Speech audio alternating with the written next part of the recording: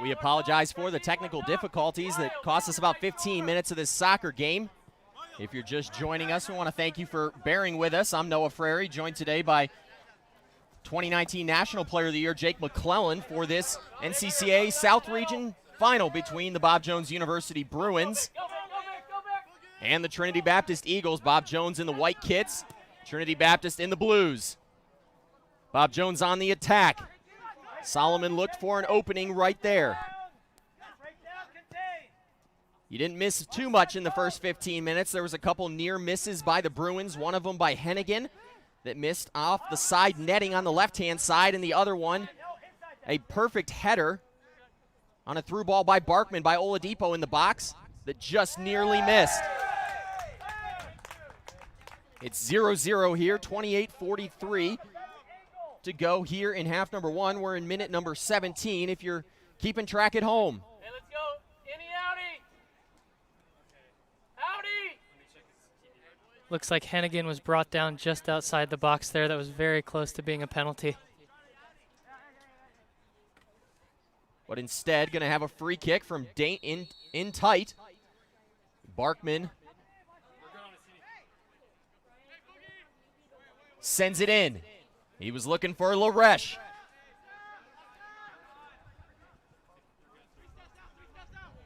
Bob Jones getting to this championship game in decisive fashion last night. A 7-0 victory over the Toccoa Falls Screamin' Eagles. Trinity Baptist had to work a little harder. They took on the 2-seeded Pensacola Christian College Eagles, took them to double overtime, took them to penalty kicks before winning it in penalty kicks. Take the first one. First one, ref. Again, we're in the 18th minute here in Pensacola for today's championship match between these two squads. Bob Jones never having won a regional championship. Trinity Baptist having played in 4 of the last 5, winning 2 of those. Yeah, so far we've seen Bob Jones dominate possession here.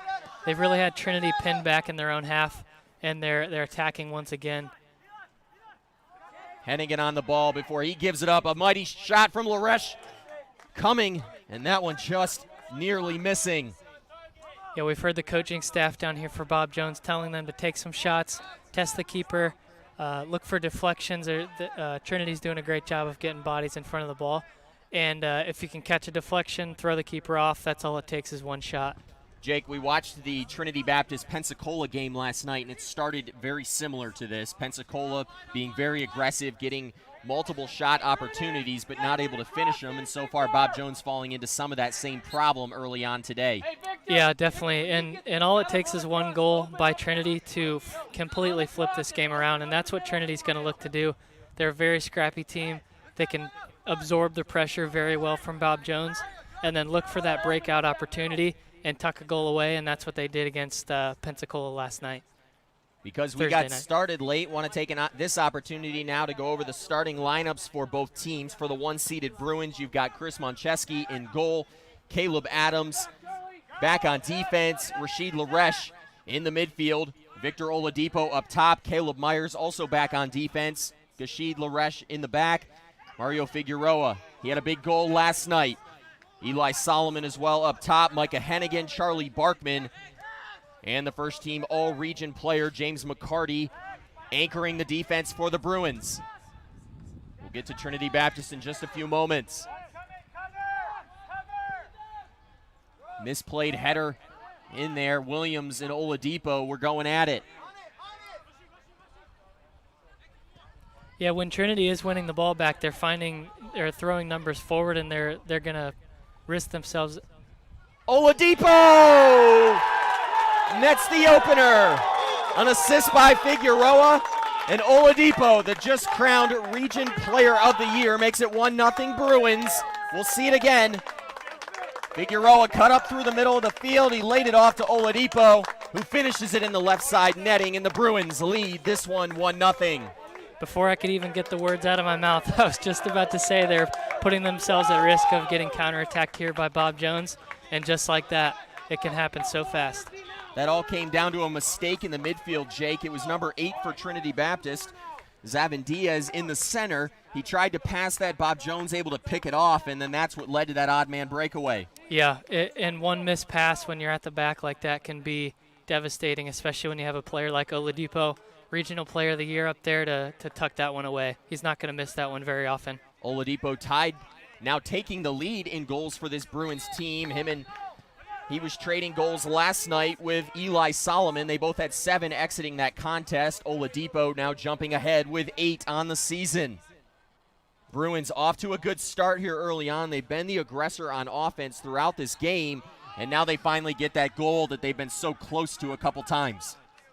Yeah, and we saw them last night as they would score a goal. You'll hear the coaching staff down there say, what's next, what's next? They're going for another goal. They're going to attack, and they're only going to get more comfortable as they score.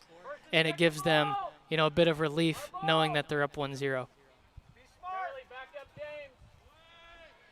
Ball played into the box. That was Laresh who cleared it out. Gashid Laresh both on this team. You'll see Gashid up top and Rashid more in a center defensive midfielder role that we saw him in last night. He's a really big body in the back, Jake. Yeah, it's very strong, very hard to get him off of the ball. He uses his body very well, and it makes it very difficult, anybody that's in there with him, to have any type of possession. Jake, we know all about the offense for this Bruins team. They've put in now 49 goals on the season. They're averaging just under 5 goals a game. But it's this defense that has really been stifling for this Bruins team. They've only allowed 7 goals on the season. If you're keeping math at home, that's 0.7 goals per game for the Bruins. You have to love that. If you're the Bruins offense, you know if you can get one, there's a good chance that you can hang on. Absolutely, and that's a very comforting thing when you're missing chances up top, knowing that defense is going to hold strong and all you need is 1, maybe 2 goals to win a game. It eases the pressure on the offense a lot. But Bob Jones will not be happy with 1 goal in this game. Bob Jones, the 1 seed in the tournament, the #1 team in the nation. They're looking to come out and decisively get a victory today and more than likely secure a 1 seed at the national tournament. Ball played into the box now. Nieves watches it go out past the end line. The Bruins continuing to lead here. We're in minute number 22 of this South Region final. We got started a little bit late today. I was going to crack a joke earlier about, maybe we used up some of our streaming minutes last night with that Trinity Baptist Pensacola game. But just thankful to be out here and commentating soccer today, a South Region final, Jake. Yeah, definitely. It's a beautiful day for soccer. It's starting to warm up here a little bit. Hopefully that doesn't have too much of an effect on the players. We saw some cramping last night in that overtime game. It happens. We're here in Florida. Guys, it's hard to stay hydrated. You're sweating like crazy out there. So hopefully that doesn't have too much of an effect today. But it doesn't seem to so far. The officials in today's game, Uwe Tittle in the center, Ashley Varnson on the far line. Oladipo going for number 2, but that one nearly misses. He wanted a foul called. Williams went down on the play, and it's going to be a goal kick as they check on Williams, who's down in a little bit of pain. Ashley Varnson on that far sideline, and on this side you have Rainier Kelly.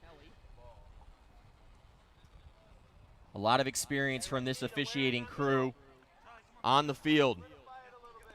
With Williams down, we'll take this opportunity to look at the starters for Trinity Baptist. You've got Nick Lockridge in the back, flanked by Nathan Williams, who we just mentioned. You've got Evan Hasbrook on the left back position. Over on the right back is Eddie Young. In the center of the field, you've got Declan Owen. You've got Pablo Garcia. Ilique Hilbert, he came in as a late substitution a couple moments ago. Nasir Guanipa up top, Paris Reagan. And that'll round out the starting 11 for this Eagles team. The only other starter out there, the goalkeeper, Trey Nieves, who we've already mentioned a few times in this game. Just crowned on the second team all-region in yesterday's banquet, and much deserved. He leads the NCAA in saves and played an incredible game last night, Jake, against the Eagles. Yeah, he had 3 saves out of 5 penalty kicks against the Eagles, and it's very hard to win a game when the opposing keeper is saving that many in a penalty shootout. Myers, get free. Myers, get free. 6-man wall, make it 5 for the Eagles. A little bit of a miscommunication there by the Bruins. And then maybe a frustration foul there by Barkman. They had a great opportunity and maybe just overthought it a little bit last night in that same position. They let Mario Figueroa take that, and he buried it. A beautiful strike out of the freshman. Yeah, great goal by Figueroa last night. Unstoppable from the keeper. It looks like they had some kind of play drawn up there, but a little bit of a miscommunication, and it slipped by Barkman there, and turnover for the Bruins. If you're tuning in, you're watching the final of the NCAA South Region here in 2020. At the beginning of this season, we didn't know if we'd get to this point, but so far we've been able to. The Bruins clearly the favorite in this game, but Trinity Baptist is going to have something to say for it after they pulled off the upset last night against the Eagles. We saw Williams go down a couple moments ago. He looks to be walking okay. Doesn't look like he's limping too much, so it's good to see. He's very strong at the back for Trinity Baptist. They're going to need him going forward. I'll take this opportunity to ask you to drop a comment in the stream. Let us know where you're watching from. We'd love to hear from you. Maybe tell us who you're rooting for as well. And if you want to get involved in the conversation today between me and Jake, feel free to head over to Twitter. Tag me in a tweet at Calls by Noah. We'd love to get you involved. A couple Bruins fans taking us up on that last night. Laresh was trying to touch it to Figueroa. He got it. Bruins looking dangerous yet again in the zone. Outside to Hennigan. Hennigan beats his man. Crosses it dangerously. Finds the foot of Solomon. A strike deflected. Bruins creating opportunities. Oladipo still with the soccer ball. But we're going to get a goal kick after Oladipo dribbles out past the end line. Hennigan's been doing a great job of driving to that end line, beating his defender, and then it really leaves the middle of the field stranded because someone has to step. It's going to leave a Bruins player open. That time, he slotted it across to, I believe it was Solomon. Solomon wasn't able to put that one away. Lots of Trinity Baptist bodies thrown in front of him, as they should be on that last-ditch effort there. Barkman and Hennigan now out of the game as Peter Waddy and Jordan Cruz come in. Cruz in for Barkman on that back line, that left back spot, and Waddy inserted into the center of the midfield for the Bruins. Yeah, we saw Waddy come on last night as a substitute as well. He brings a lot of energy, a lot of fight to this Bob Jones Bruins team, and it's good to see him step back out there and hopefully bring that same energy today. Jake, we talked about last night in last night's contest, kind of much like the Eagles, the embarrassment of riches that the Bruins have. I look down this bench, it's 10, maybe 15 strong, where Trinity Baptist playing today with only 13 players, and one of them, Eddie Young, already injured in this contest. But it says so much about the depth of the Bruins when you can bring a guy like Peter Waddy off the bench, a guy who was named to the first team all-region in the South Region just yesterday. To be able to bring him off, to have him be your 12th, maybe 13th man, just screams how strong the Bruins are. Here's Laresh. He's going to have an opportunity, and Nieves with a beautiful save there with the left hand. It's one thing to save it. A lot of keepers can make a save, but for him to stop that ball and have it to where he's still able to grab it and not create another opportunity for Bob Jones, that's definitely something special there by Nieves. The Bruins had an opportunity to make it 2-0 in the 28th minute of this contest, but Nieves stands on his head back there.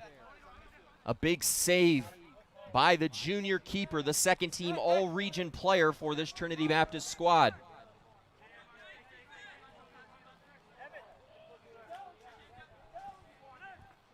If you're tuning in, it's 1-0 Bruins. Victor Oladipo scoring. Ball played into the center. Moncheski able to handle that one easily. Oladipo scored that goal earlier. It was off an assist by, I believe it was Hennigan, if I remember correctly. Victor Oladipo voted the South Region Player of the Year just yesterday, Jake. Jake, an honor that you've had before. Yeah, and Oladipo was very strong when he first joined this Bob Jones team. I believe it was last year. We had a lot of trouble bottling him up. He's very good foot skills, very strong on the ball.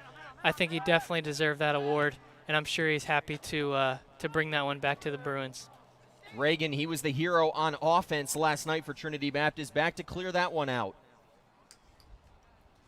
The Bruins in all at yesterday's banquet, 6th first-team honors for this Bruins squad. They had 8 players total honored, 2 on the second team.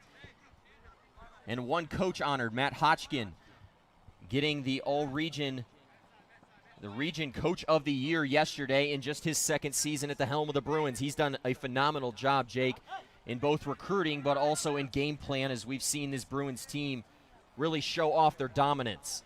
Yeah, you can tell the coaching top to bottom, every single player is top notch. Everyone knows where they're supposed to be. Everyone's on the same page, and the organization is definitely glad to have him on the coaching staff.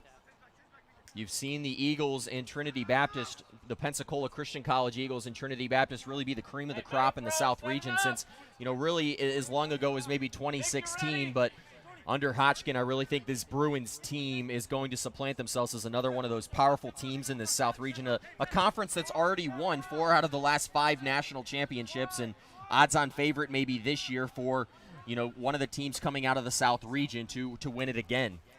Yeah, for the past 5-6 years, it's always been a battle coming out of the South region. So to have the dominance that Bob Jones has had in this region, I believe they're 5-0 in the season. That definitely says something to how they're performing as a team. Yeah, 5-0 this Bruins team is during the regular season, and then 1-0 last night, looking to make it 2-0 here in postseason play.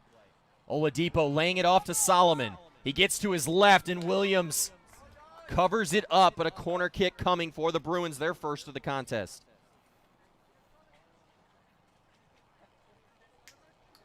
Trinity doing just enough to keep that one out there. Williams with the last-ditch effort to block that shot. That one would have been tough for the keeper to handle, being so close like that.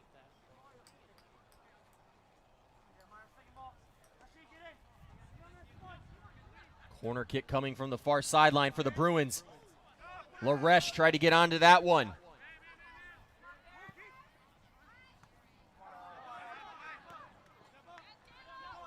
Adams and Guanipo were battling for that one up top.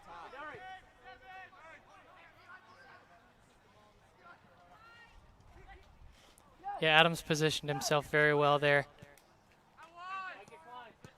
Aaron Burke tweeting at me a few moments ago. He was asking when the game was starting a little bit earlier. Aaron, sorry I didn't get back to you.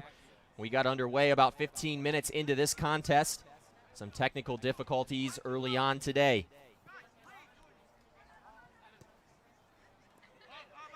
So far, Jake, you just haven't been able to see Trinity Baptist put together opportunities on offense. Last night they were able to do that early on against the Eagles and then again late. But so far, this Bruins defense stifling and not really allowing much space in the center of the field. No, not at all. Guanipe has been pretty much on an island by himself up here, and with the talent that the Bruins have at the back, it's very rare that he's going to get an opportunity to take the ball off of one of them with the spacing and the organization that they bring to the table. Jake, you mentioned in last night's game, this Bruins team, which you oftentimes see them do, is when the other team has the ball, they contract, they get really tight, take away that space, and then on offense, you look to see them spread it out. Yeah, that's the 4-3-3 formation in a nutshell. The wingbacks we'll see get nice and wide when they get on offense, but as soon as they defend, they bring everyone, clog up that middle, and it really allows them to win the ball back quickly like they're looking to do.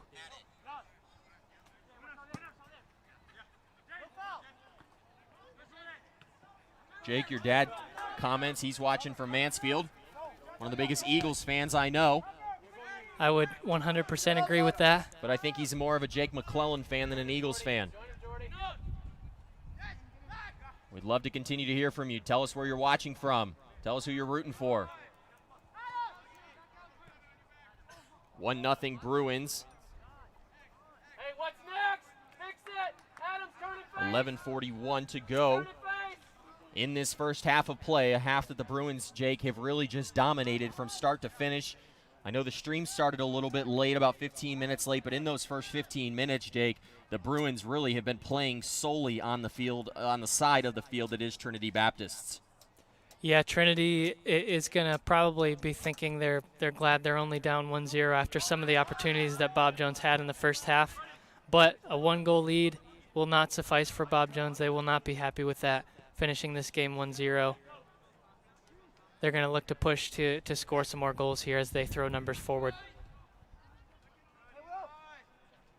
And it goes without saying, too, if they do Trinity Baptist wants to make a run back. They're going to have to go through 2 players in the center of this defense that are both first team all-region. And then on top of it, if you get past them, you have the first team all-region keeper who's allowing just 0.7 goals per game. So a tall task for this this Eagles team to try to get past the Bruins. Both Laresh brothers now coming out. Dwashime coming in, and I didn't see the other substitution. We'll try to find that.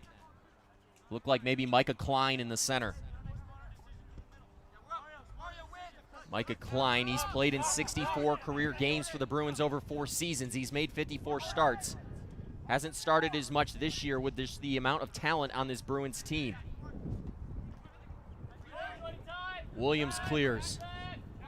Jake, so far you've just struggled to see Trinity Baptist get numbers forward. Even on a clearance right there, there was only 2 guys forward out of the entire attacking side for Trinity Baptist. Yeah, they're being required to step so far back with their midfield players that there's a huge gap in the midfield between Guanipe up top and the next player, say Williams, at the back. And Bob Jones is controlling the middle of that field so easily, winning the ball back pretty effortlessly on that last possession. Adams, one of those first-team all-region players, tried to switch it to Twasime over here, but that one a bit too short as Trinity Baptist picked it up, but they've got it right back now. Yeah, that's exactly what I'm talking about there. No matter how far they clear it, it seems that Bob Jones always has a player waiting for the ball to come right to them. Twasime trying to slither through. The Bruins dominating possession. Jake, I think if I had to give a percentage to this, it'd be like 70-30. Yeah, definitely. Maybe even higher than that at this point. But Trinity's staying so compact at the back as we see Waddy come up the right side here. They're staying so compact that when they clear it, they don't have anyone to go to. Solomon sends a shot on goal. Nieves there, though. And now a player down in the box. It looks like Declan Owen down. Nieves pulls him up. Nieves, a big boot, but just no one forward for Trinity Baptist. But Jake, it does go without saying, I felt like the Eagles kind of did a good job at possessing the ball last night against Trinity Baptist, and then Paris Reagan found a shot on a mistake at the end of that game to tie it up and send it to overtime. So this Trinity Baptist team, they're a very counter-strike type offense. And if Bob Jones makes a mistake, they do have the attackers up top and guys like Reagan, Guanipa, who can take advantage of a mistake. Yeah, they will punish you if you make that mistake, but looking at the goals that the Bruins have given up this year, I believe 7 in 9 games, you were saying, their mistakes have been few and far between if you look at that kind of statistics. So they're going to hope to stay organized here, and Trinity's going to hope that they slip up. Oladipo now feeding it through to Myers. Ball into the center, cleared, out. Dangerous moments if you're Trinity Baptist. You'd love to get into half with a 1-0 lead. Despite Bob Jones dominating this contest so far, Jake, we mentioned this last night, the game of soccer, how one goal really makes the difference. And in a 1-0 contest, despite a domination here in the first half by the Bruins, all it takes is one opportunity for Trinity Baptist to get right back in this thing. Absolutely. Here's a golden opportunity, though, for the Bruins to stretch this one. They messed up an opportunity just like this in the first half. You may see them just go to Figueroa right here. He drained one from maybe about 5 yards farther back last night. A 5-man wall yet again for the 3-seeded Eagles. Figueroa is going to take the strike and nearly did exactly what he did last night, Jake. He went for that upper left-hand 90, this time off the crossbar. Yeah, I think it's pretty clear what they're going to go with as far as free kick strategies from that spot from now on. Just give it to Figueroa and get out of the way. Jake, I haven't seen a player as talented with free kicks for as long, maybe an Adrian Torres back in the day. He was extremely talented on those types of shots, but Figueroa, the freshman, extremely talented on those set pieces. Yeah, it's a skill that's very, very hard to develop, and he's put two.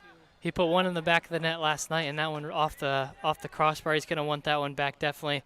But yeah, I would 100% agree with you. You don't see a player that can take them that consistently at this level, at least. And the one thing to say on that, Jake, those two, if they get through, we saw this last night, they're unblockable. Trinity Evans is not getting to that ball in that upper left-hand corner, so just a perfect placement and kick. Waddy now in the center. Waddy sent one on target. Just high. The Bruins have had a couple golden opportunities in the last moment to stretch it, maybe to 2-0, and that's, I'm sure, what Matt Hotchkins would love. A little bit of breathing room as they go to the second half here. A lot of times in soccer, you'll see a team get a few chances, hit one off the post, and then the other team will come right back and score. If you don't capitalize on those opportunities, soccer has a way of turning that around on you and making you pay. So the Bruins are going to hope that those missed opportunities don't come back to bite them. Number 29, the freshman John Fahmy into the game. He scored a goal last night for the Bruins in that 7-0 victory over the Screaming Eagles.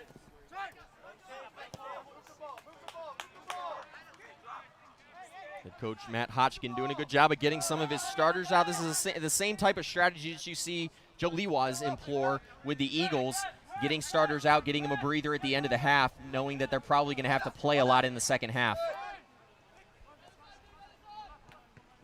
Oladipo tried to thread it through to Fahmy, but that one picked off. Bruins, however, still with it as they switch the point of attack. Waddy not on the same page with Fahmy, who just came in. See, this is one of those times that Trinity can't afford to give the ball away. One of the few times they've got into Bob Jones territory here, and that pass just wide, rolling out of bounds for a Bruins throw-in. Barnson throws the flag up on the far sideline as the Bruins get the ball back on that ball out of bounds. Twisime wide open over here on the near sideline. Bruins looking to switch it quickly.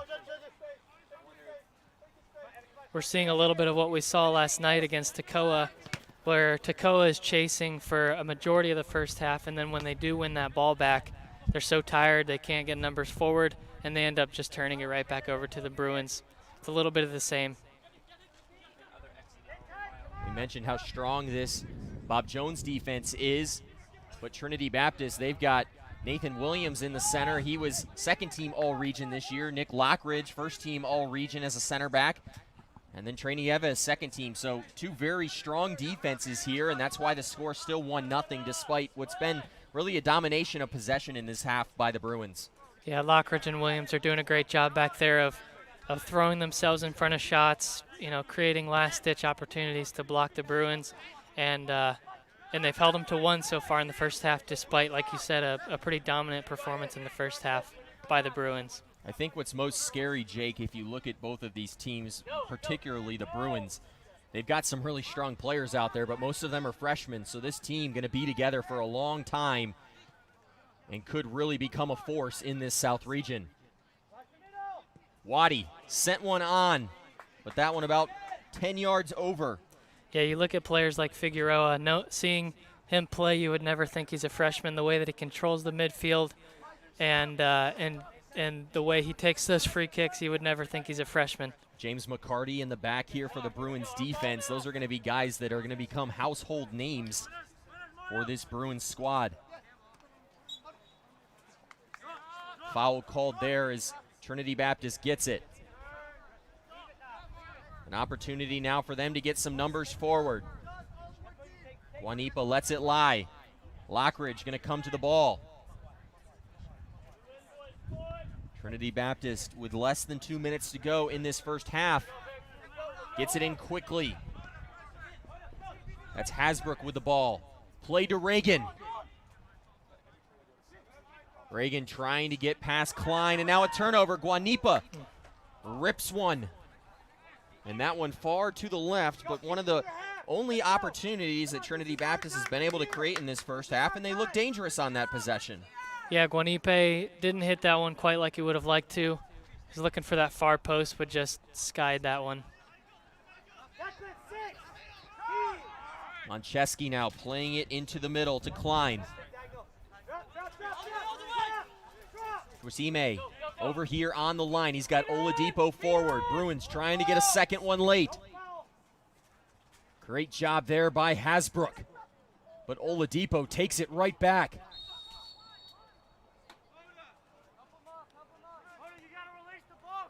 Looked like Oladipo was a little frustrated with Twashime getting in his way there. Clock going to stop here. 39.7 seconds to go here in the first half. Hasbrook went down on that. He maybe looked like he collided with Oladipo on that play. The Bruins look like they may have an opportunity there to score one late. Yeah, I've collided with Oladipo a few times, and I can tell you he's not a player you want to run into. You're not going to get the best of that tackle. He's very strong, very solid on the ball. Lockwood sends one into the center of the field. Garcia, as Trinity Baptist looks for a last-ditch effort. Juanipa headed it in. 27 seconds to go here in half number one. A mistake there. Ilique, though, not able to maintain possession. You are seeing Trinity Baptist throwing numbers forward a little bit more so now than they did early on, Jake. Yeah, and there was a mistake there that could have been costly for the Bruins, but they got away with one there. And the first half going to end here in Pensacola, Florida. The Bruins, though, lead this one 1-0 as we head into halftime. It was a strike by Oladipo early on in this contest, Jake, that led to that 1-0 lead.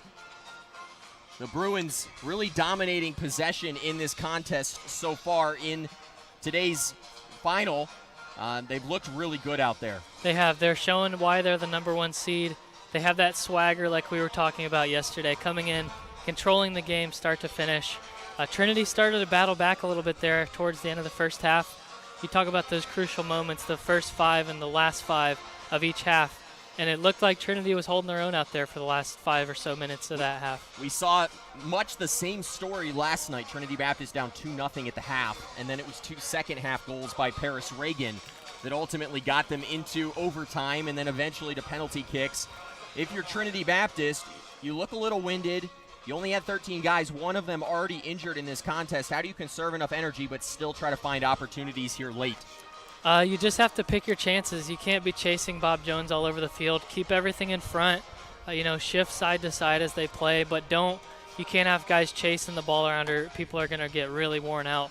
And Bob Jones, the fear is that they'll get comfortable in this second half, feel like they have control of the game, and then Trinity will steal one. That's what Trinity did last night against Pensacola. And if you're Bob Jones, Jake, a flawless first half.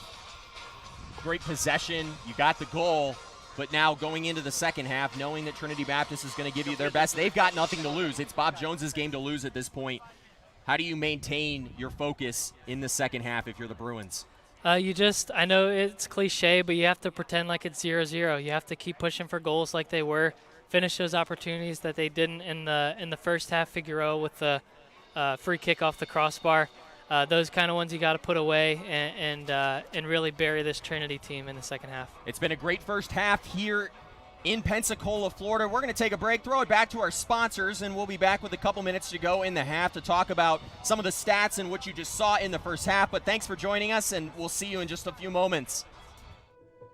You have a calling. What are you going to do to achieve it? At Pensacola Christian College, you can pursue that calling through 59 programs of study and graduate with confidence in your education. Earn your accredited degree under seasoned faculty who will strengthen your training with biblical principles. Academic advancement, spiritual growth, and personal development all empower you to reach others for Christ in your chosen field. Pursue your calling at Pensacola Christian College and be empowered to influence your world for Christ.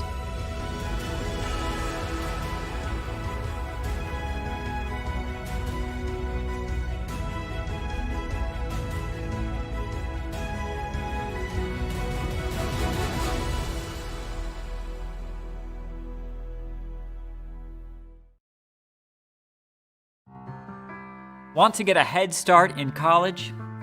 With Pensacola Christian College's online dual enrollment program, you can do just that.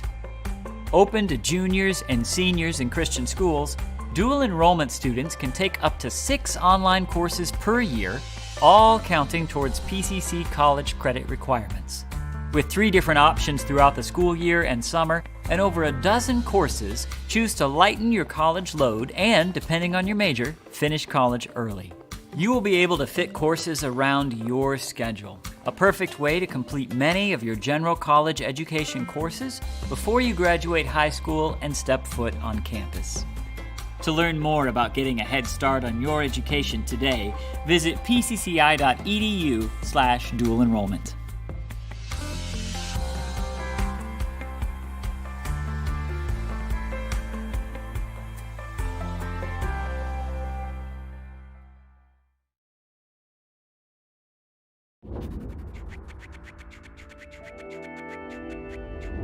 You only have one life.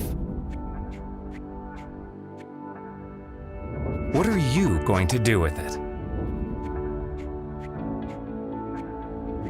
How are you going to influence your world for Christ? This is a place where you can be empowered to fulfill God's calling and pursue your passion. Working as a physical therapist, it is a ministry all its own to just build a relationship with the people.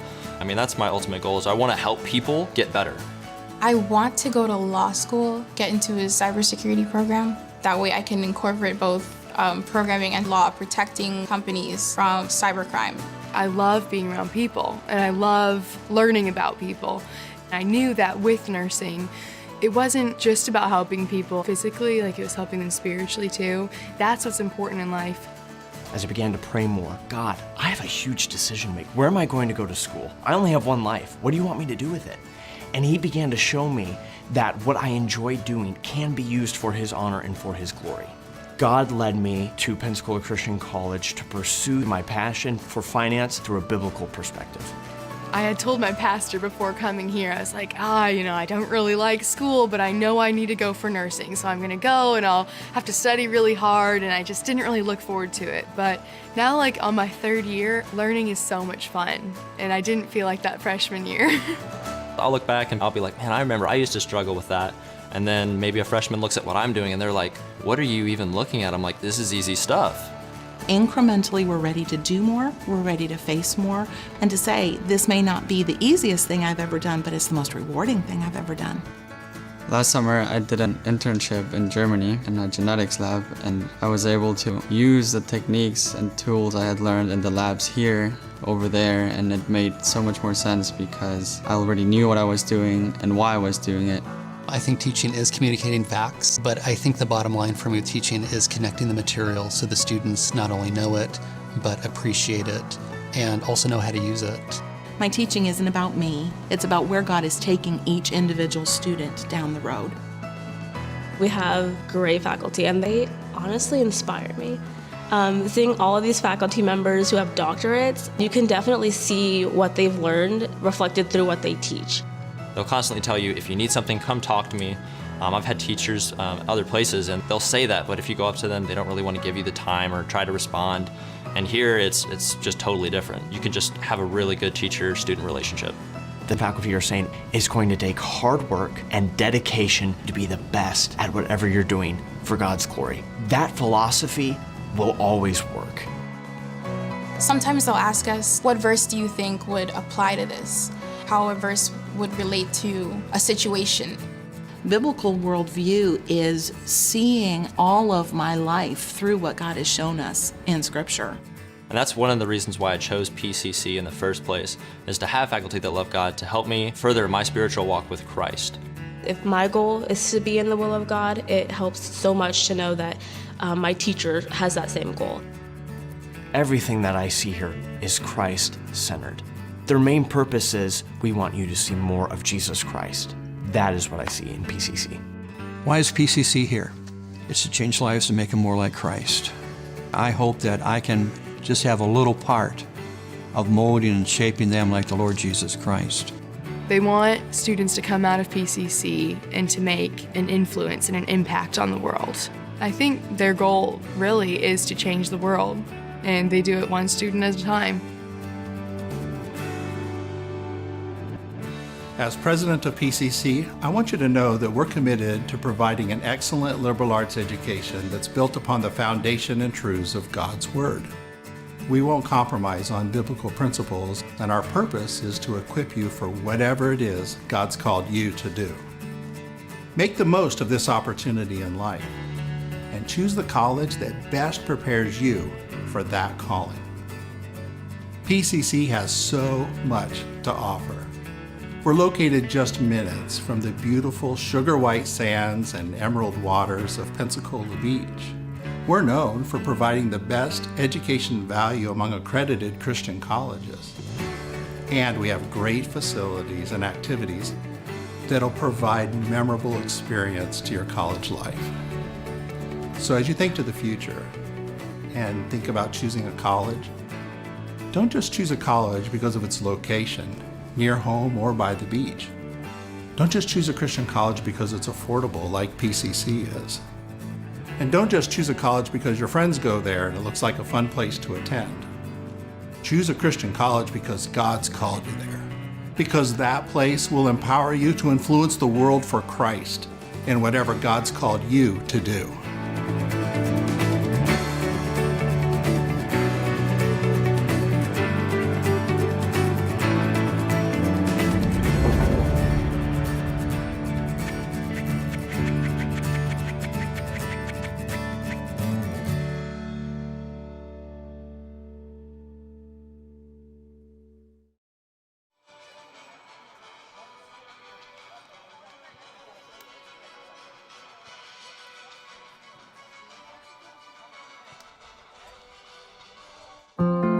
What makes you smile? Time with people you love. Making a difference at your work or ministry. Fun memories and the little things that make your day. Going to graduate school can mean giving up those things, but it doesn't have to. With an online master's degree from Pensacola Christian College, you can reach your goals and still be there for family, work, and ministry. Of course, earning a graduate degree comes with challenges, like money and time. But with online learning, you can get a degree that's made for your schedule and budget. One that only costs a little over $10,000, with a flexible payment option too. And with online learning, you can learn anytime, anywhere, with classes that fit your schedule. Take the next step by choosing one of several master's degree programs: business administration, educational leadership, ministry, Bible exposition, and others. At Pensacola Christian College, you'll get a biblical perspective and insight from caring professionals and ministry leaders. So when you graduate, you won't have just a diploma. You'll have confidence to go further in your ministry or career, and you'll still have those memories that make you smile. It's graduate school built for real life. Graduate school built for you.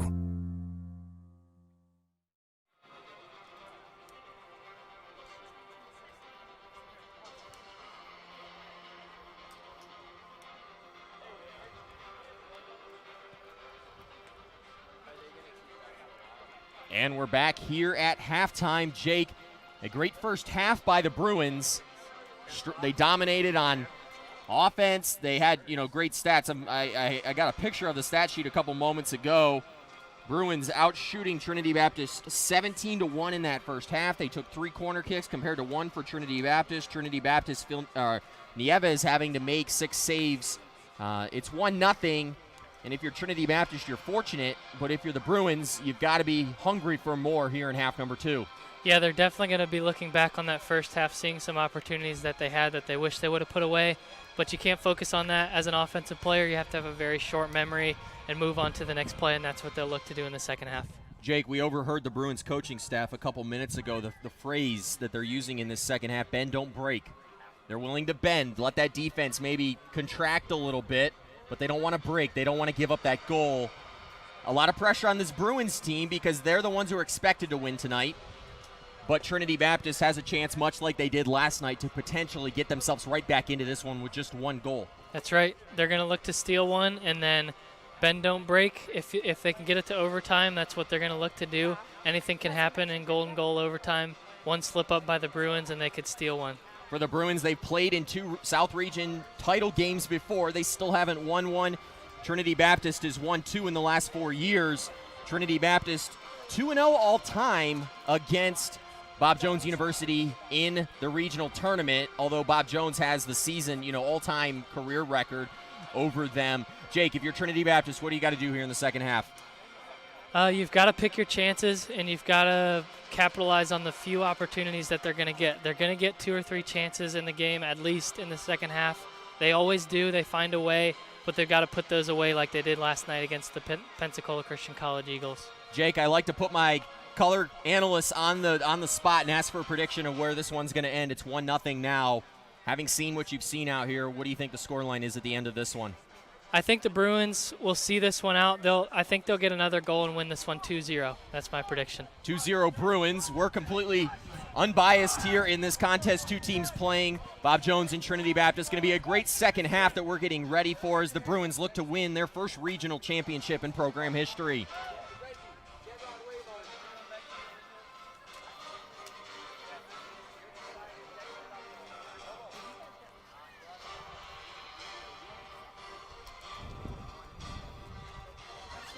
You see both teams re-entering the field. Another substitution for head coach Matt Hotchkin. It's Conley Burke at the top for this Bruins team. We'll see if the Bruins can hang on here in half number 2.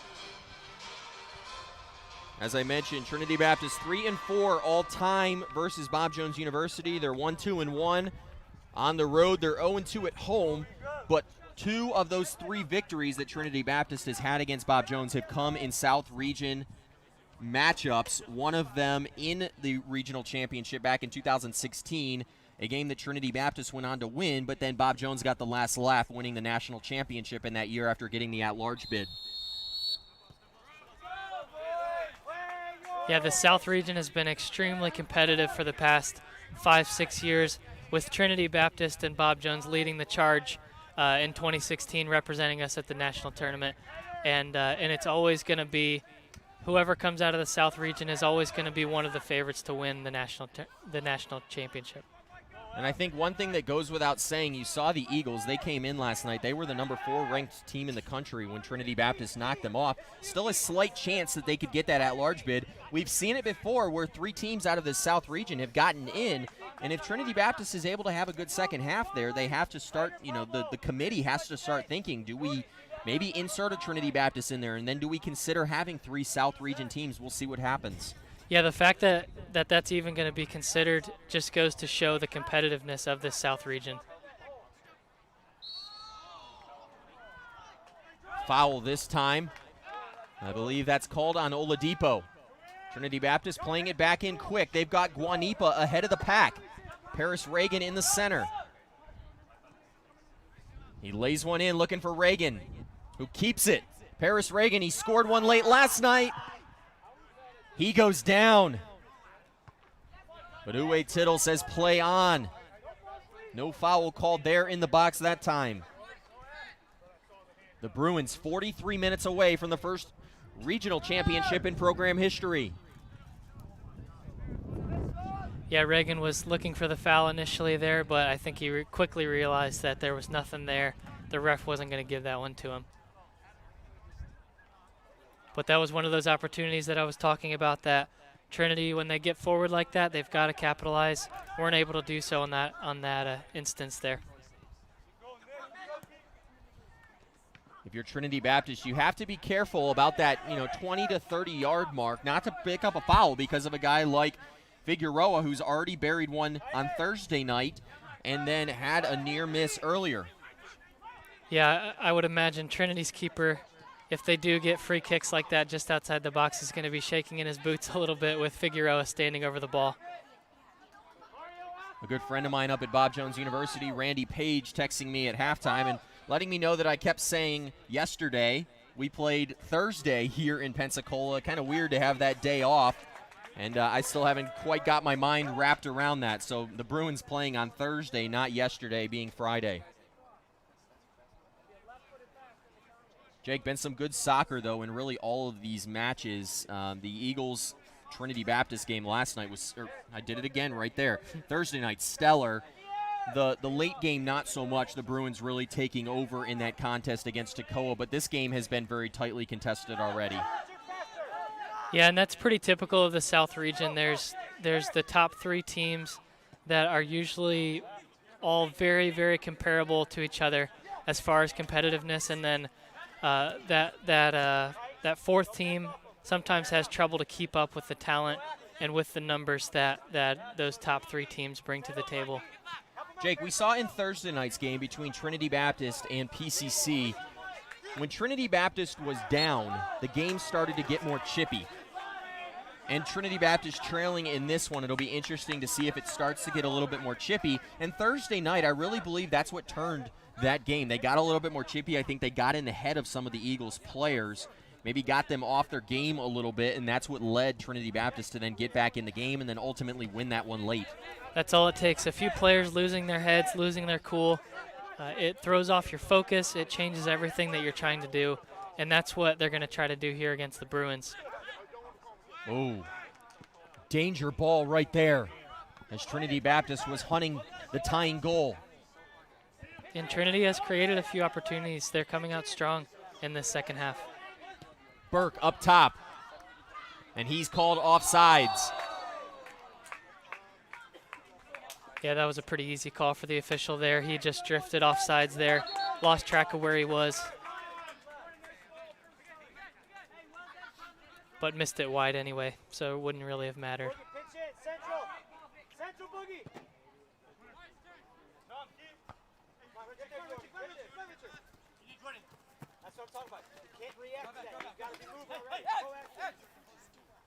Jake, I've been so impressed in the 2 games that I've watched from this Bruins team, both Thursday night and then again today.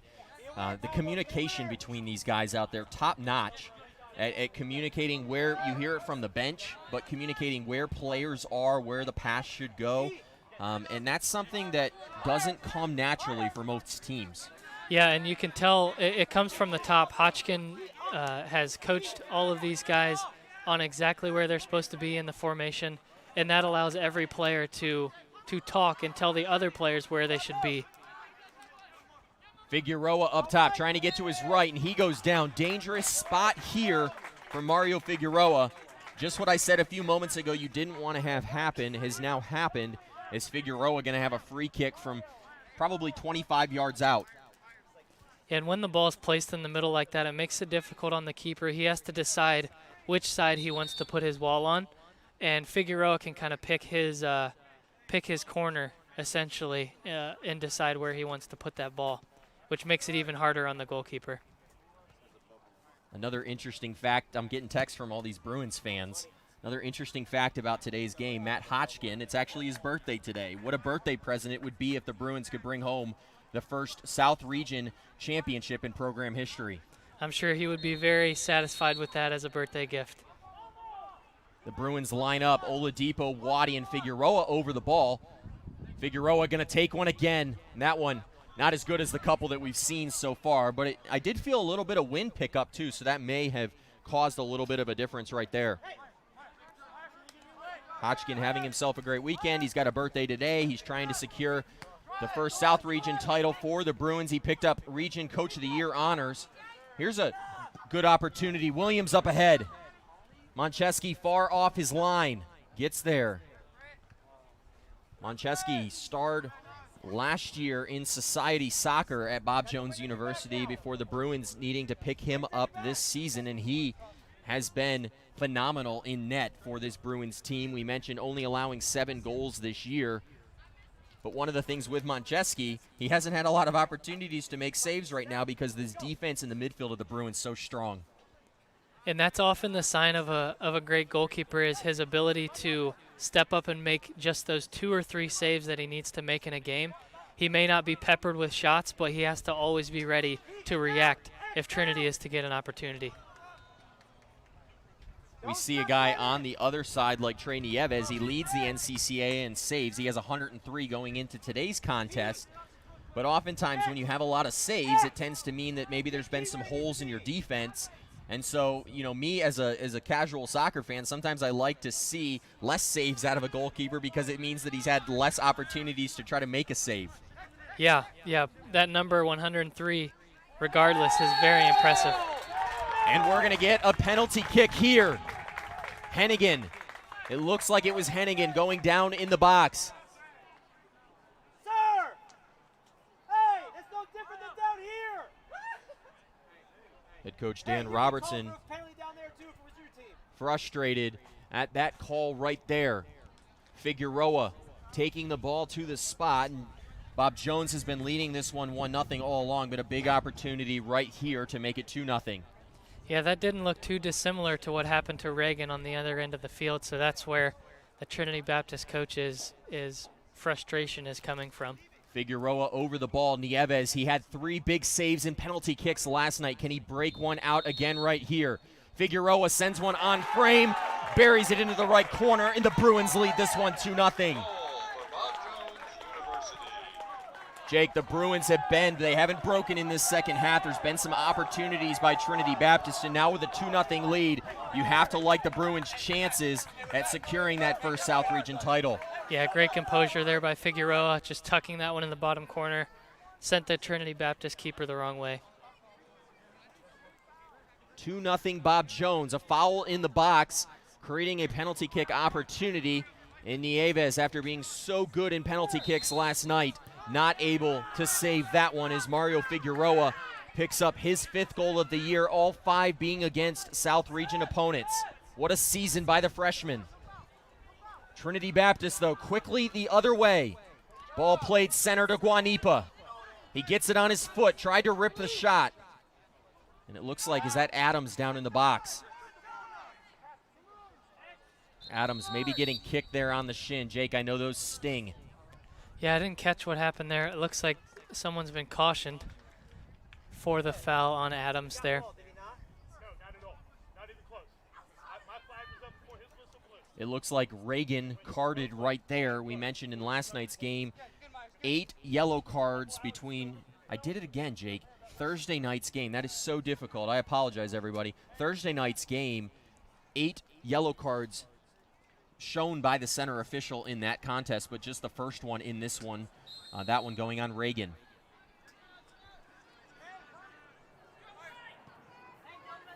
Reagan applying pressure high up the field. You see Trinity Baptist now potentially with their backs up against a wall. You see them playing a little bit higher than they did in the first half. Yeah, that will open them up to opportunities like this for Bob Jones, just like we saw in the first half. Hennigan still with the ball in the center. Lopez, though, deflecting that one out. Actually, Garcia, excuse me.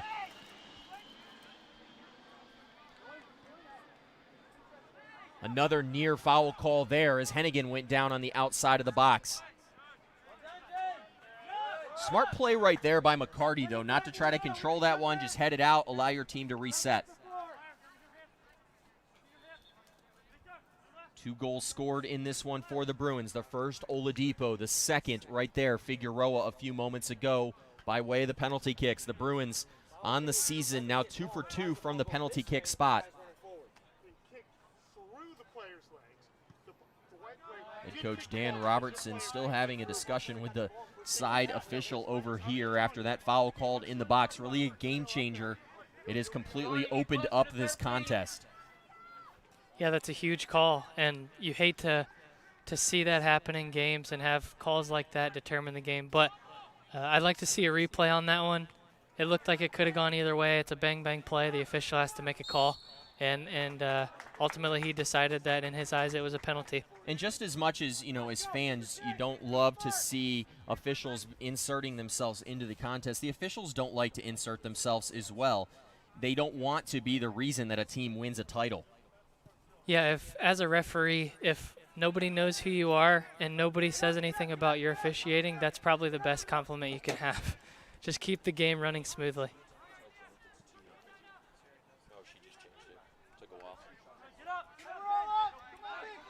Two 2-0 Bob Jones, 34 minutes away from a championship. Waddy now makes it 3-0. Peter Waddy, he got open in the center. We're going to see it again in a moment. And the first team all-region player makes it 3-0. Jake, break it down for us. Yeah, Waddy, the ball just popped right to him. He took a nice touch inside onto his favored right foot and put it right in the side netting. unsavable by Nieves there. He did his best to outstretch his arm, but Waddy bringing that energy that we talked about as a substitute and putting the Bruins up 3-0, looking very comfortable here in the second half. Bruins, the #1 team in this NCCA all season this year, and really showing it today against the Trinity Baptist team that took it to the Eagles last night. Bob Jones looking extremely strong right now and on the precipice of a NCCA South Region title. Bob Jones, though, hungry for more. Exactly, and just like we were saying, what's next? What's next is their motto when they score. They're going to look to keep attacking, keep burying this Trinity Baptist team. Jake, the defense has been what we've talked a lot about tonight for Bob Jones University, but you cannot discount the finishers up top of this Bob Jones University offense. They have really gotten the opportunities, and they have finished those opportunities in this contest.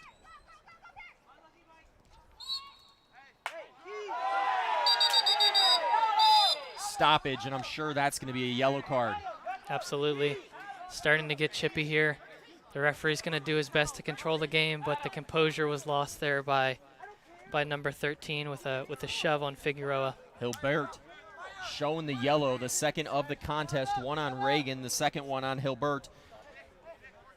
Alik Hilbert wearing number 13 in this contest. He's made 5 starts this year. He's recorded 1 assist and a yellow card right there, maybe a frustration foul. He saw his player fouled and then a little shove afterwards, and that's what led to the booking. Hey, let's go, guys. Composure. White, composure. 33-12. Still a long way to go in this contest, though, Jake. Yeah, you can hear Hodgkins saying composure, composure, telling his players to keep their heads, regardless of what the other team does. Trinity might try to get chippy here and throw them off their game, but as long as they keep their heads, they're in control of this game, and there's no reason they can't see it out. Garcia plays it forward to Hasbrook, and he gets into the box. Trying to cross one to the center. He was looking for Hilbert, but not able to get ahead on it. Trinity Baptist throwing all sorts of numbers forward. They need a goal in. They need one quickly.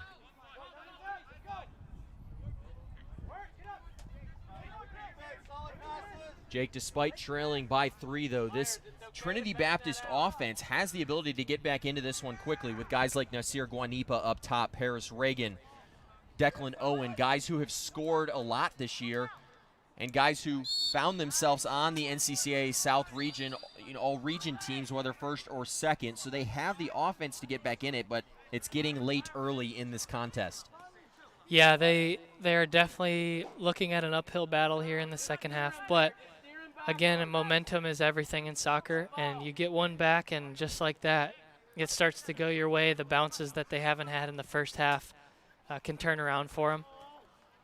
If you're a Bruins fan, some other big news coming out just a few moments ago. Your women's volleyball team securing their 5th consecutive South Region volleyball title with a straight set victory over Toccoa Falls. Yeah, and Trinity's looking to press a little bit higher here, something that opened them up to counterattack opportunities for Bob Jones in the first half. But at this point, they don't have a choice. They're going to have to get forward, and Bob Jones is going to look to get in behind them as they slide their defense up.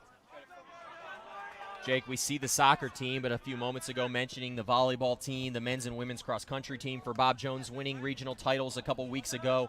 They've won 2 consecutive President Awards at the NCCA level, and that's basically is the best athletic department in the NCCAA. Bob Jones has now done it twice, so really a strong athletic department from start to finish. Yeah, top to bottom, the consistency that you see out of every single program is very impressive from Bob Jones, and you have to tip your hat to him. Every time you play against them, they're very professional, very well organized. Oladipo nets this second. He got through the defense.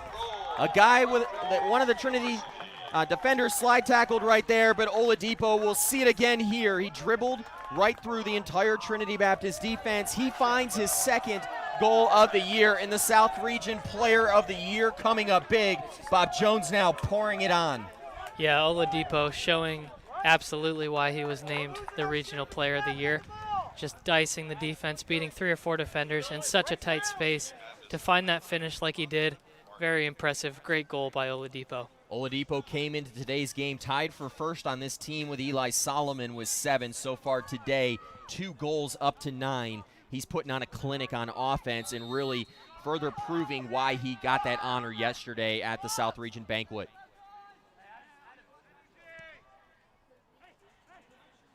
Jake, it goes without mentioning, too, just a couple weeks ago, this Trinity Baptist team played Bob Jones to a 2-1 game in Jacksonville.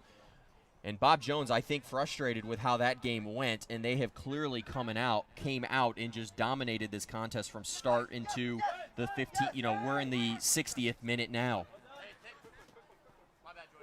Yeah, Bob Jones comes into every postseason ready to play. That was one thing we always knew. They were going to give a great fight in the postseason. The regular season game can be, you know, it could, excuse me for the cough there, can be, you know, 4 or 5-0, but then you find these postseason games that end up being a 1-1 game or a 2-1 game with the same team, and you wonder what happened. But the postseason is just totally different, as Figueroa with the nutmeg there. Hennigan outside. He's going to try to cross one into the box. Deflected out. Going to have a corner kick for the Bruins. Moncheski. We mentioned at the beginning of this game, he's allowing just a very stingy 0.7 goals per game allowed. He's well on his way to yet another shutout in this one. If he can continue to hold his line for 30 more minutes, that would be his 6th shutout on the season if he could get it, and by far leading the NCCAA in that category. Yeah, goalkeepers love seeing a 0 up there for their team. You know, a 5-1 victory and a 5-0 victory are the exact same thing pretty much, but seeing that 0 for a goalkeeper is something that they pride themselves on. So he would love to see one here today, I'm sure.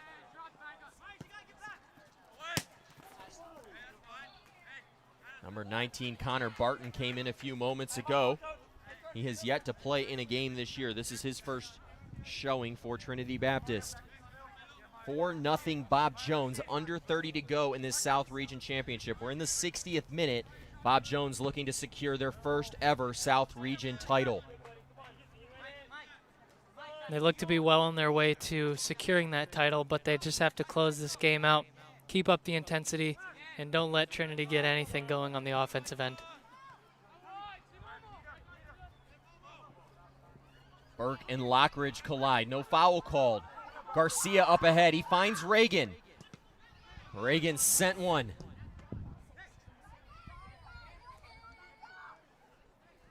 Adams and Klein taking those shots off the backside. The Bruins hold firm yet again. The Trinity Baptist, though, potentially with one of their best opportunities here in half number 2. Yeah, Garcia for Trinity is going to have to be careful. That's the second time I think the referee has cautioned him to watch the fouls as this game gets a little bit chippier towards the end.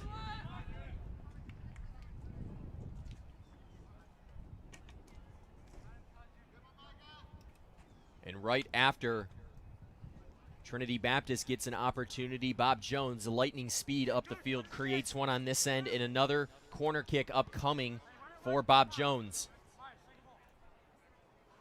Cruz to send it in for the Bruins. Ball centered. Hennigan tried to get ahead on it. Burke tried to get ahead on it. And that one going to roll past the end line harmlessly. The Bruins already with 4. They put on a clinic on defense and offense. Really a very complete game from this team in this one so far. Cruz now with the ball. The sophomore finds Figueroa. Figueroa sends one on frame. What a save by Nieves. Oh, nifty move now. Mario Figueroa just showing off. Burke got his head on it. But that one high. Yeah, Bob Jones really playing with that confidence right now. Figueroa just popping the ball over the Trinity Baptist defender, making it look easy out there. Jake, early on in this half, you saw Trinity Baptist creating some opportunities. They looked like they could get back in this game, but it was that penalty kick, that foul, that has just deflated this team. And the Bruins have really taken over and look well on their way to securing a South Region title. Yeah, a penalty call like that can really take the wind out of your sails, and it's done exactly that. Burke had a shot. Nieves, though, standing on his head yet again. And for this Trinity Baptist team, you cannot talk about them without talking about the play of Trey Nieves. this year, and even more so late last night and today. He's played very well. He's just been left out to dry a couple times too many. Hennigan over the soccer ball. Another corner kick opportunity from the Bruins. This one a lot deeper than the rest. Garcia able to clear it out. Head coach Matt Hotchkin about to sub Twishime in. Hennigan into the box. Figueroa sends one on frame. There was multiple bodies in front, but Nieves came away with another save. And it looks to be some tired legs at the back for Trinity Baptist as Bob Jones just continues to carve up their defense. And they can always continue to sub fresh legs in too, which is just destroying Trinity right now.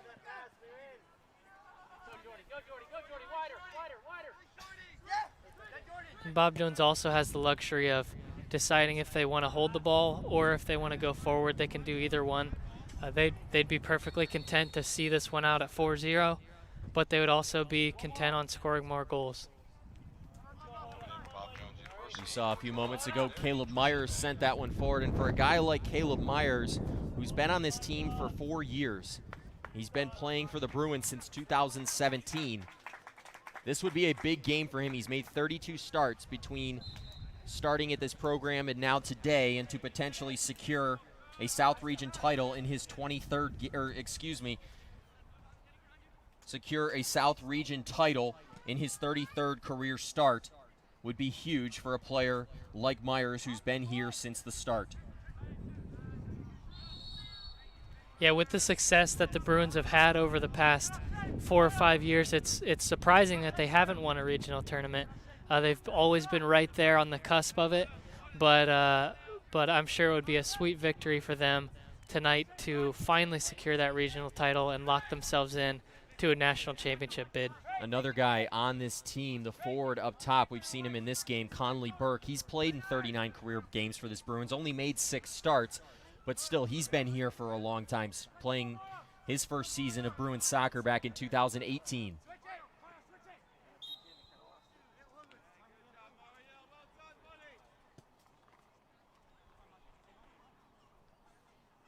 As we see some of the frustration start to boil over for Trinity, we'll see some fouls that we didn't see in the first half. They're doing their best to stop Bob Jones, but it's all been a very uphill battle for them so far. As we see Williams get tackled inside the box there. That was away from the ball, but the referee still did a good job to see the play develop. Williams going down there in the box, the foul going on Conley Burke, who we just mentioned a few moments ago. Jake, this Bruins program, though, has continually been building over the last couple of years, really the last 2 seasons. Head coach Matt Hotchkin taking over before last year, and he didn't have much time to bring in a recruiting class, but that Bruins team, you automatically saw a huge improvement. They took you guys to a 1-0 very hard-fought game in the region final last year. But then this year, after a full recruiting class, a class where head coach Matt Hotchkin brought in, 10-plus guys, and guys like Mario Figueroa, just very talented players, James McCarty. This Bruins team looks very strong this year, but the scary thing is this could be for years to come. Yeah, a lot of young guys, a lot of fresh recruits that came in and made an immediate impact, and they're so deep, top to bottom.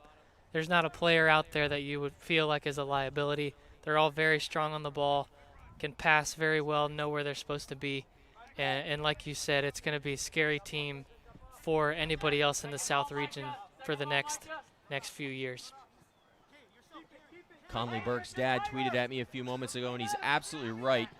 Trinity Baptist, that game earlier this season that I alluded to, it was actually 2-0, and I've said 2-1 a couple times.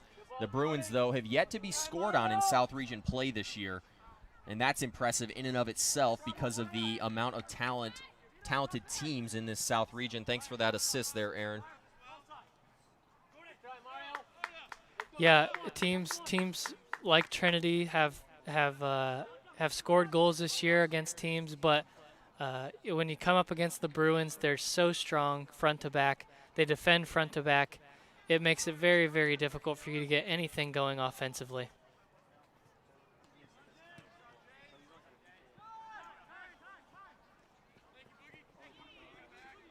Jake, as an Eagles fan, though, it's hard not to think what could have been today, a contest between Pensacola, a contest between Bob Jones, maybe that game that some of us were maybe wanting to see, that rematch after that first game of the year went, and the Bruins opportunity right here. That was Cruz, who missed that shot. But that game earlier this year went 108 minutes, a long free kick to win that one by Charlie Barkman, a great call by my friend Johnny Gammett up at Bob Jones on that game winner. But ultimately, that did not materialize, but the Bruins have come out and really just dominated this South Region final, and they're 20 minutes away now from being crowned the champions.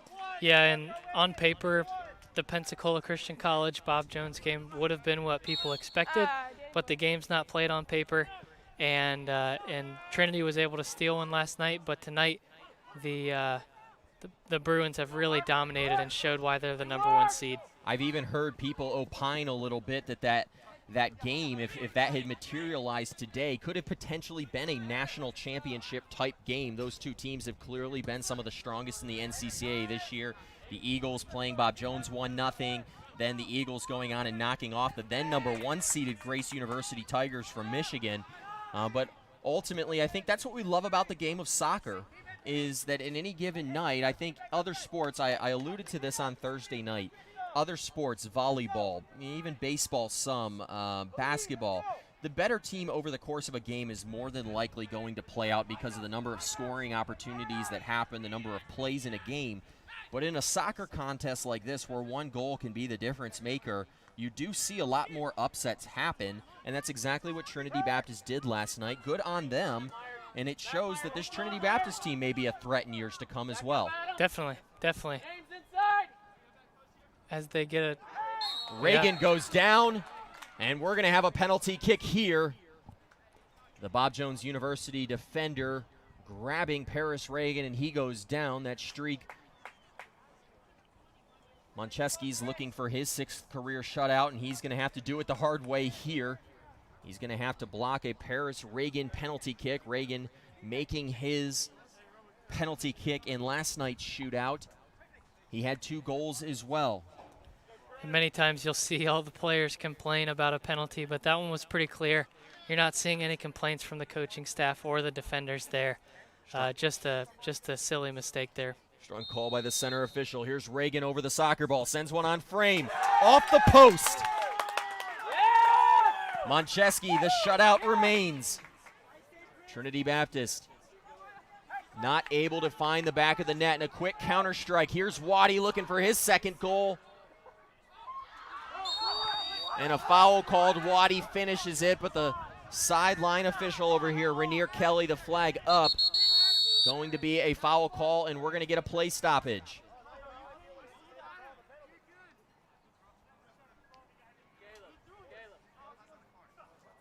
Uwe Tittle all the way back to talk to Moncheski.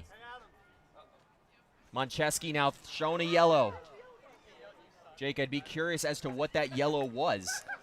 He must have said something extremely loud. Yeah, well, I would imagine that goalkeepers often have a chip on their shoulder, and when someone misses a penalty or they're able to save a penalty, they let them hear it. So that I would imagine that's probably what happened in that situation. With Reagan missing that penalty, he may have gotten an earful from.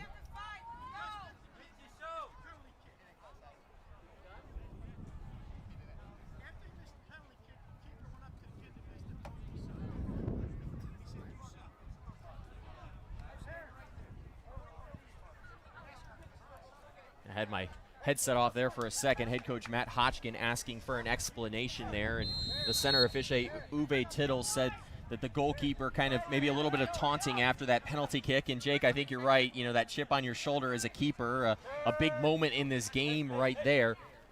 And Moncheski's shown the yellow, the first yellow card of the game for the Bruins. 2nd, actually. Burke had one a moment ago. Getting windy up here, Jake. Yeah, a little bit. I'm getting nervous here with this tent swaying back and forth. But yeah, back to the goalkeeper thing. Goalkeepers are a different breed. They're extremely competitive. And the nature of penalty kicks is so you versus the goalkeeper. It's just you two there. And for a player to miss that or for a goalkeeper to save it, it's a huge, huge burden off of their shoulders. And I think that's what makes Thursday night's performance by Trey Nieves even more so impressive, to block 3 out of 5 against a very talented Eagles team that, you know, they practice penalty kicks all the time in practice, and most of those guys don't miss. I asked Clint Peterson after that game, when's the last time you missed a penalty kick? And he said it was all the way back in high school.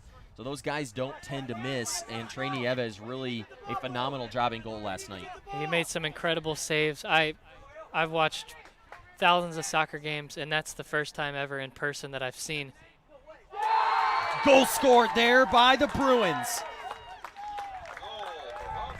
It's Nathan King. He scored last night. He's got another one today. Nathan King now makes it 5-0 Bruins. And this one, if it wasn't over already, clearly looking over as the Bruins now running away with it, up 5-0. And Jake, I don't think this is what we thought we'd see in this game today. No, the way Trinity was holding in the first half, and and excuse me again, got the replay here. You see it played to the center. King got it off a deflection and then knew what to do with it. He finishes it, and it's 5-0 Bruins. Yeah, Nieves with no chance on that one. Just a great shot, top of the net. There's really nothing he could do about that one from that distance. And back to Trinity's performance in the first half, looked like they would be able to hold Bob Jones in the second half. But, you know, and with that missed penalty, I think that really, really took the wind out of Trinity's sails when it looked like they had a chance to steal one and maybe get the momentum back.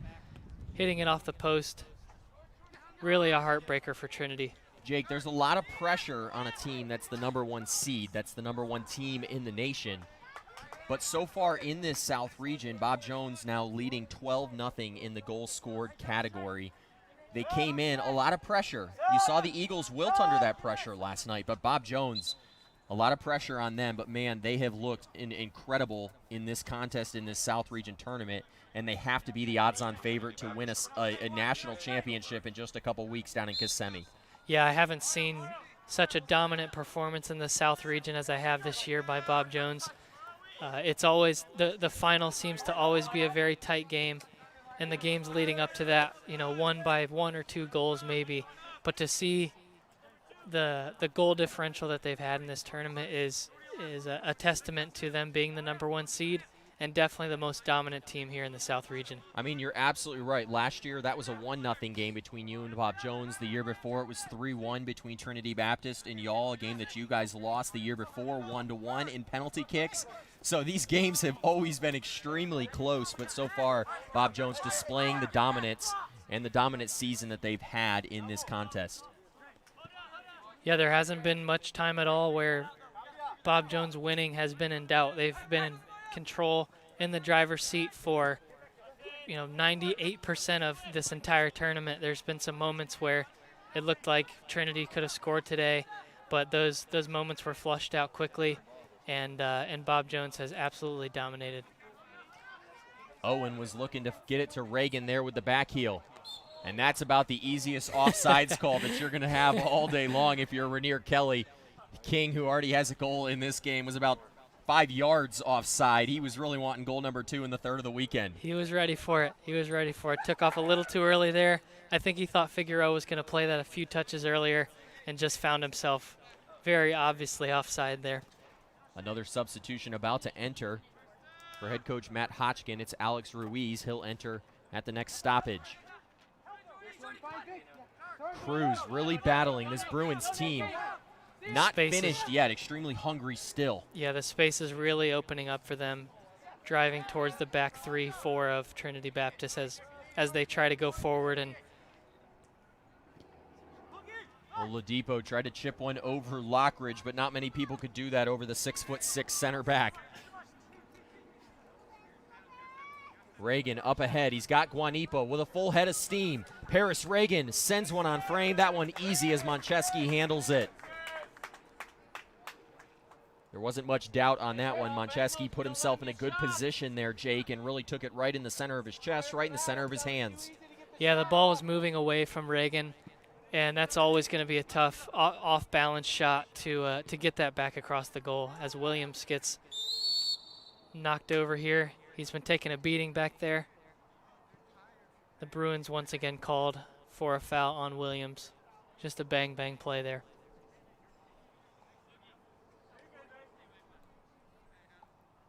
Five nothing Bruins as we tick under 13 to go in this South Region, 77th minute, and it's been 77 minutes of Bruin domination.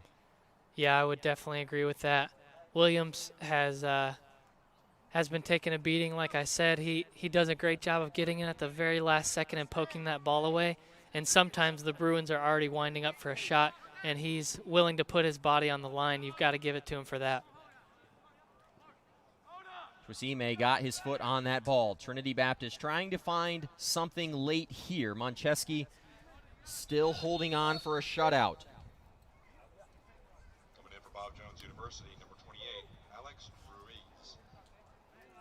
If Moncheski able to finish it off, it'd be his 6th shutout.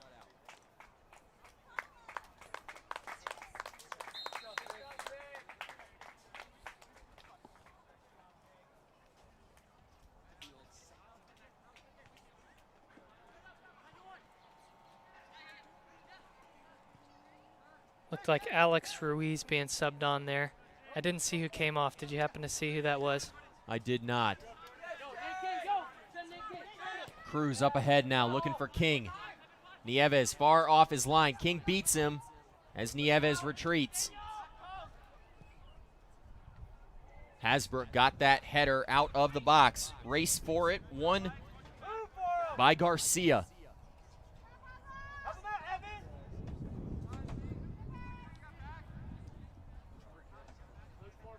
.28 to go. The Bruins well on their way to South Region title number 1 in program history.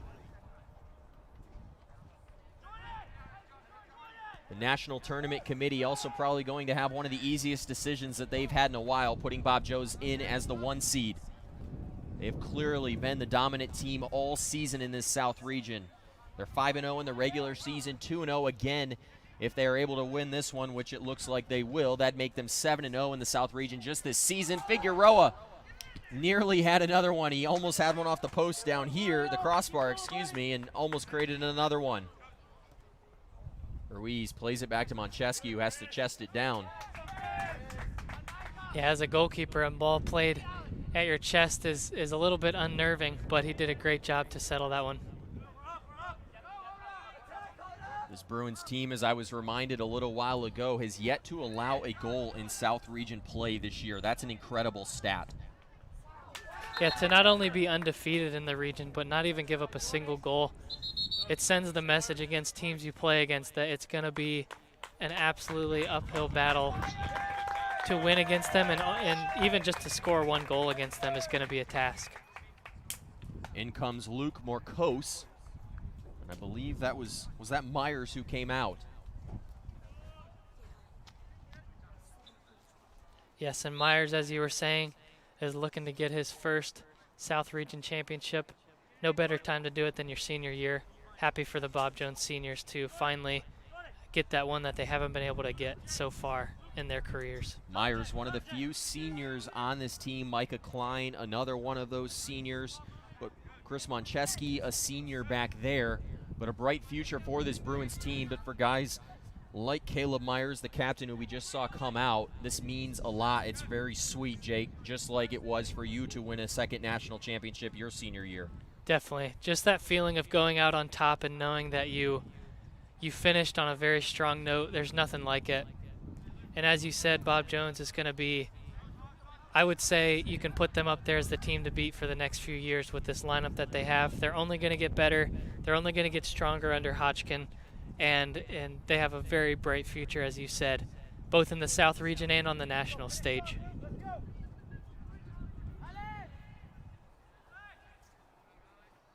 Jake, an incredible stat right here where we're sitting. The Bruins have outscored South Region opponents 45-0 this season. Wow. I'm going to check the math on that one right again because yeah, how many games is that? A majority of their games have come in the South Region. 12-0 here at the regional tournament, 2-0 against Trinity Baptist earlier on. That's 14-0, 18-0 that game against Johnson, so 32-0, 33. A lot of goals for this Bruins team in the South Region. I'm normally a little bit better at math, but it's a Saturday afternoon. We had a long Thursday night. I went to bed real early last night. Still trying to recover after that Thursday of soccer games. We'll forgive you. For the Bruin fans out there, they understand that it's been dominant either way, regardless of the number of goals. It's to not give up a single goal in regional play. Awesome feat for them. Jake, I think the most interesting thing, though, still yet to come in this South region is, does a Pensacola team that lost yesterday in penalty kicks, do they potentially squeak their way into that national tournament? A couple of at-large bids up for play. They're the number 4 team in the nation going into this tournament. You thought if Trinity Baptist had played a little bit better today that they may have found themselves in that tournament, but clearly Bob Jones, the better team in this contest, going to make it hard for them to get in. It'll be interesting to see if the Eagles season stays alive, and we'll find out later on this evening when national tournament seeding is announced. Yeah, anytime your fate is out of your hands, it's really uncertain, and it's a horrible feeling to have, just sitting there knowing you could have been in this game today. For them, it's going to hurt looking back if they don't qualify. But Bob Jones has left, no doubt, number 1 team in the nation, most dominant in the region and in the nation, and they don't have to have any questions about where they'll be come national championship time. Offsides call. Couple of Bruins up there, and Twisime flagged offside. The Bruins preparing some more substitutions over here. We'll see if they enter this contest. It's 5-0 Bruins. There's just 6 minutes to go. This game has been over for a while. All we need to do is put a bow on it. The Bruins will be the 2020 South Region champions. It's been a dominant game from the Bruins. It's been a dominant season from the Bruins.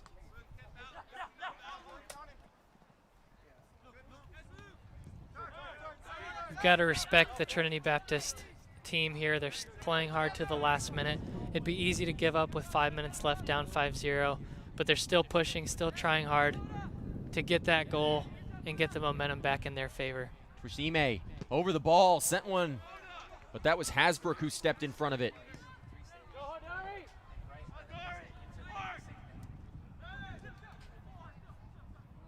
The way that Bob Jones moves and passes the ball, you sometimes feel like you're down a couple of players with just how open they are in these spaces, always moving to the right spot. It's impressive to watch and very hard to defend against. Waddy got around a man. He tried to finish. He's already got one in the contest. Had a second one. They got waved off. He's going to want that one back, definitely. Just inside the 18 there. Another substitution about to come in for the Bruins. This time one of the starters entering back. Eli Solomon coming in as Figueroa exits. To a round of applause from his teammates. Mario Figueroa, one of the catalysts in this South Region tournament. He had a big goal last night, had another goal today. Mario Figueroa, one of the more talented freshmen on this Bruins team and really in the South Region as a whole after being named to the first team All-Region in his freshman year. Yeah, I think catalyst is definitely the right word there. He makes things happen. He's one of those players, whether he had the assist or the goal, or whether or not he had the assist or the goal himself, the way he moves and the way he dribbles and beats defenders, it makes you always have to keep your eye on him. So it's a very good thing to have in a player and makes it very dangerous for the other team. McCarty the give and go now. Waddy tried to get there, but Nieves playing hard to the end. Yeah, Nieves has kept this game from being, up even close to double digits with some of the unbelievable saves he's had today. Jake, we mentioned guys on the Bruins team like Micah Klein, like Caleb Myers, who are going to ultimately win a South Region title here, but for Trinity Baptist, we said some uncertainty on if the season will continue after this one. And for a guy like Nathan Williams, who's played all 13 games this year, he's been a 4-year starter for Trinity Baptist. Bittersweet potentially for him, as this could be the final game that he puts on the blue and white for Trinity Baptist. Yeah, you always hate to go out on a losing note, especially in a game that has been really one-sided from Bob Jones. Solomon with the hard foul down there. You can see the frustration. Both guys moving very quickly. All it takes is a little bit of a shoulder. Yellow card shown there to Solomon.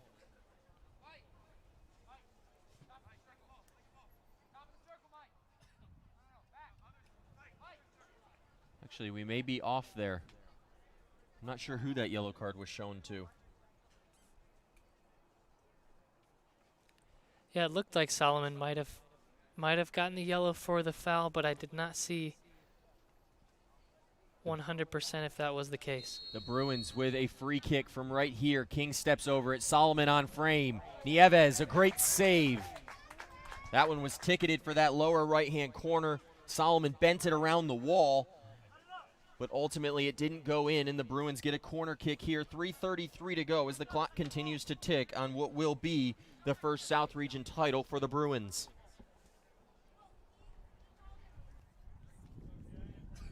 Solomon sends it in. Waddy, another header. Check that. That was McCarty, the freshman, nearly finding a goal.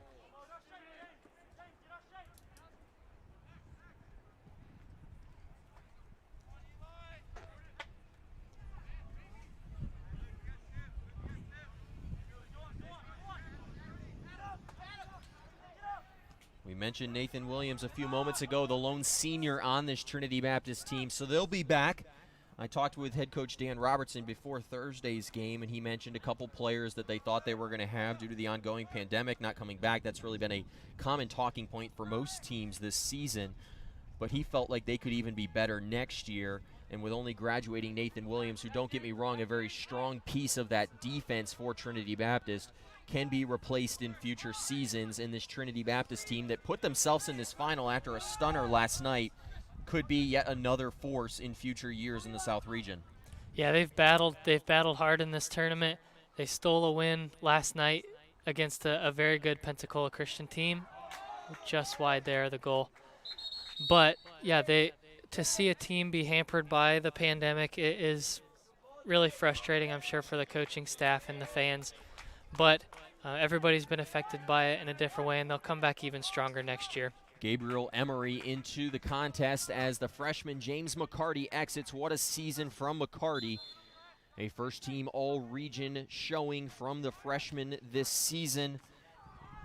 McCarty, he played at Bob Jones Academy last year, where he was a NACA All-American in high school, coming into this Bruins team and stepping in, playing a huge role as a freshman. He exits. Gabriel Emery coming into the contest here late. Emery from just up the road in Travelers Rest, South Carolina, just about 30 minutes north of Bob Jones University. Looks like Micah Klein there landed right on his back, holding his back there. Hopefully nothing too serious there. Looks like he's doing all right. My favorite fact about Travelers Rest, there's probably one of the best creperies up in Travelers Rest. Tandem Creperies. If you're from Greenville, I'm sure you've been there. I got a chance a couple years ago to go. I had this killer meat crepe. I'd never had a meat crepe before, but it was incredible, and hopefully I can make it back up there sometime. This one all but over. We're about to tick under a minute to go in this game. The Bruins certainly getting ready to celebrate. This one's been over from the start. All that's left to figure out, the final score line, it'll probably be 5-0 into tie a bow on what has been a dominant South Region season for the Bruins, a dominant season from the Bruins, a great South Region tournament as well. For Trinity Baptist, they'll be back in years to come. They scored the shocker last night, Thursday night. I don't know how many times I have messed that up in this contest. Let's never have a Thursday-Saturday region tournament again. We're about to click under 10 to go. Williams plays it forward. 10, 9, the 10 seconds ring out. 6, 5, 4, 3, 2, 1. And here come the Bruins for the first time in program history. The Bruins sit atop the South region. They finish the season a perfect 7-0. They don't give up a goal in this South region. Jake, dominant performance from the start of the season to the end of the season. This Bruins soccer team clearly supplanting themselves as not only the #1 seed in this tournament, but the #1 team in the entire nation. Yeah, I can't think of a better way to sum up their performance than the word dominant. I know we keep saying that, but I mean, to have a goal differential of 12 in a tournament like this against two quality teams is impressive and speaks to the talent that they have, the young talent and the growing talent that they have with this team. Jake, the Bruins continue to celebrate. We'll get back to them in a few moments. Stick around. We're going to have the banner presentation live right here on the live stream in this one. But, Jake, you've played against this Bruins team. They gave you guys a 1-0 game last year that you guys ended up winning, going on to win a national tournament. This year, the Bruins, the odds-on favorite to walk away with a national tournament in a couple weeks. Definitely. I think they came back with a vengeance. They were probably expecting to see PCC in the final, but they'll be happy with a 5-0 win. No doubt about that. Some closing thoughts, Jake, in this South region. We saw Trinity Baptist pull off the shocker last night. A really great performance from them. We've seen a dominant Bruins team, a Toccoa Falls team that needs to figure some things out, but another great season in the NCAA South region this year, a region that historically has where champions have come from in 4 of the last 5 seasons. Yeah, it's awesome to see as a team in the South region, even if you don't go on to a national title or a national tournament bid, to see a team come from your region that's so strong and know that you were competing with them, throughout the whole season is a good feeling, regardless of whether it may be a rival team. So to see a team like Bob Jones go and be the favorite, it makes you proud as a member of the South region to see them have that success. Jake, both teams, the Eagles, the teams that you were on, won the national championship. In both of those, you guys won the South region and then went into nationals and went on to win the tournament. As a player who's done it, what's the best piece of advice that you can give these Bruins players is now they need to win 3 games to come away with their ultimate goal, which is a national championship? Yeah, a lot of times people have a tendency to overthink who they're going to play. They haven't seen these teams all season like they have in the South region. A lot of times people say, well, we don't know how they're going to play. It doesn't matter how the other team's going to play. Do what you did. They dominated all year. If they keep that style, keep that composure, the control that they have in the game. We're going to cut to the field now. All that's left is to show a South region banner. The Bruins lifting birthday boy Matt Hotchkins up on their shoulders. Matt Hotchkins taking over this program just 2 years ago. And now the Gatorade, this water bath here on the field. The Bruins, you cannot say how much Matt Hotchkins has done for this program already. The recruiting prowess is evident, and the Bruins win the first South region title in their history. Yeah, great birthday present for the head coach. He's done an awesome job. He deserves every second of success that he's had this season, and it's awesome to see him celebrate with his players out there. If you're a Bruins fan, you're witnessing history today, and it's been fun to be a part of it. Jake and I, we do a lot of the Eagles games together, but it's been fun to watch this Bruins team throughout this tournament. They come away. They're the 2020 NCAA Division II South Region champions.